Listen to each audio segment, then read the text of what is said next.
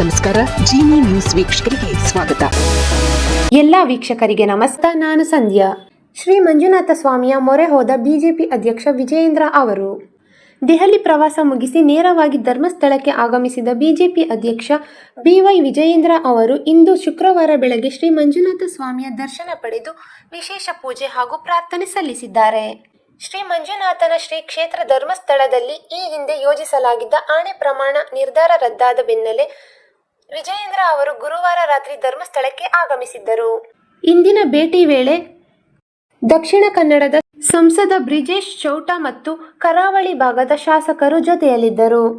ಅಡ್ಡ ಮತದಾನ ಮಾಡಿದವರ ಪತ್ತೆಗೆ ಹಾಗೂ ಪಕ್ಷದೊಳಗಿನ ಭಿನ್ನಮತ ಶಮನಗೊಳಿಸಲು ವಿಜಯೇಂದ್ರ ಈಗ ದೇವರ ಮೊರೆ ಹೋಗಿದ್ದಾರೆ ಎನ್ನಲಾಗುತ್ತಿದೆ. ಶ್ರೀ ಕ್ಷೇತ್ರ ಧರ್ಮಸ್ಥಳದಲ್ಲಿ ವಿಜಯೇಂದ್ರ ನಡೆಸಿದ ಈ ಭೇಟಿ ಕೇವಲ ಧಾರ್ಮಿಕ ಭೇಟಿಯಲ್ಲ, ಬದಲಿಗೆ ಇದೊಂದು ರಾಜಕೀಯ ಧರ್ಮ ಪರೀಕ್ಷೆ ಎಂಬ ಮಾತು ಕೇಳಿಬರುತ್ತಿವೆ.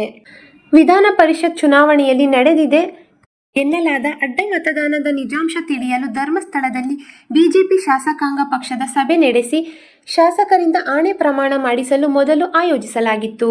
ಆದರೆ ಪವಿತ್ರ ಕ್ಷೇತ್ರವಾದ ಧರ್ಮಸ್ಥಳದಲ್ಲಿ ಇಂತಹ ರಾಜಕೀಯ ಸಭೆ ಹಾಗೂ ಆಣೆ ಪ್ರಮಾಣದ ರಾಜಕಾರಣ ಮಾಡುವುದಕ್ಕೆ ಪಕ್ಷದ ಒಳಗಡೆಯೇ ಹಿರಿಯ ನಾಯಕರಿಂದ ತೀವ್ರ ಆಕ್ಷೇಪ ವ್ಯಕ್ತವಾಗಿತ್ತು ಎನ್ನಲಾಗಿದೆ. ಪಕ್ಷದ ಕೆಲವು ನಾಯಕರು ಈ ಇಡೀ ಗೊಂದಲಕ್ಕೆ ವಿಜಯೇಂದ್ರ ಅವರನ್ನೇ ದೂಷಿಸಲು ಆರಂಭಿಸಿದ್ದರು ಎನ್ನಲಾಗಿದೆ.